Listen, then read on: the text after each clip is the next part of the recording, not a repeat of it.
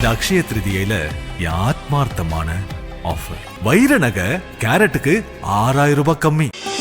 ஆச்சி பாதாம் ட்ரிங்க். ஆச்சி பாதாம் ட்ரிங்க் ஒன்னு வாங்கினா ஒன்னு ஃப்ரீ.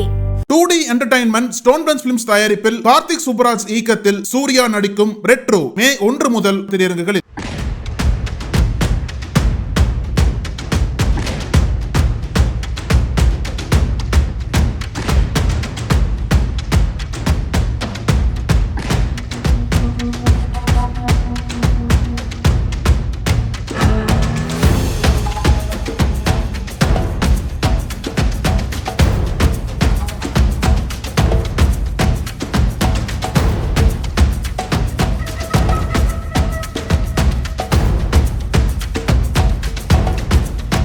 காஷ்மீரில் பாகிஸ்தான் ஆதரவு பயங்கரவாதிகள் நிகழ்த்திய கொடூர படுகொலை சம்பவம் ஒட்டுமொத்த உலகத்தையே பேரதிர்ச்சிக்குள்ளாக்கியுள்ளது. இந்த தாக்குதலில் கர்நாடகா, தெலுங்கானா உட்பட பல்வேறு மாநிலங்களைச் சேர்ந்த 28 பேர் படுகொலை செய்யப்பட்டுள்ளனர்.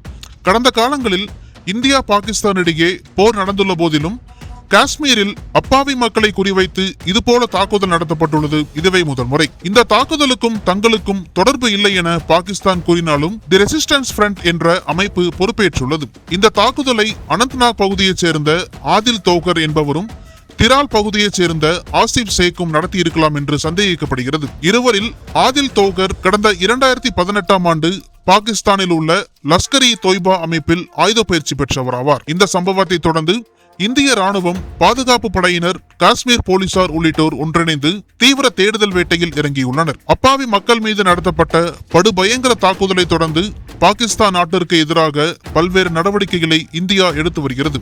அதே நேரம் இந்திய விமானப்படை விமானங்களும் கடற்படை கப்பல்களும் போர் பயிற்சியில் ஈடுபட்டு வருகின்றன. இந்நிலையில் பகல்காம் தாக்குதலில் தொடர்பு இருப்பதாக சந்தேகிக்கப்படும் 2 பேரின் வீடுகள் இரவோடு இரவாக வெடிப்பொருட்களை பயன்படுத்தி தரைமட்டமாக்கப்பட்டுள்ளன. தெற்கு காஷ்மீரின் டிராவில் உள்ள மோகங்காமில் ஆசிப் அகமது ஷேக்கின் வீடு இடிக்கப்பட்டதுடன் குர்ரே கிராமத்தில் உள்ள அடில் அகமது தோக்கரின் வீடும் இடிக்கப்பட்டுள்ளது. இது குறித்து போலீசார் இன்னும் கருத்து தெரிவிக்கவில்லை. கடந்த செவ்வாய்க்கிழமை தெற்கு காஷ்மீரில் உள்ள பகல்காமில் சுற்றுலா பயணிகள் மீது நடத்தப்பட்ட தாக்குதலை தொடர்ந்து இந்த தாக்குதலில் தொடர்புடைய 3 சந்தேக நபர்களின் பெயர்களை ஜம்மு காஷ்மீர் காவல்துறை வெளியிட்டது.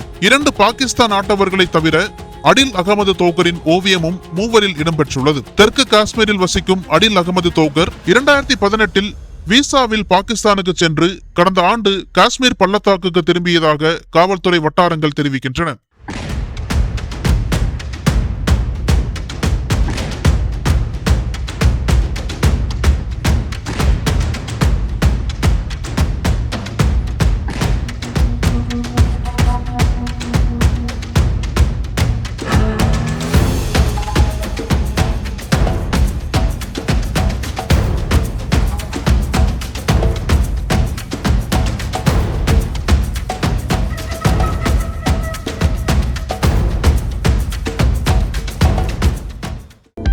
அனல் பறக்கும் செய்திகளை அப்டேட் செய்து கொள்ள நக்கீரன் களத்தை இப்பவே சப்ஸ்கிரைப் பண்ணுங்க.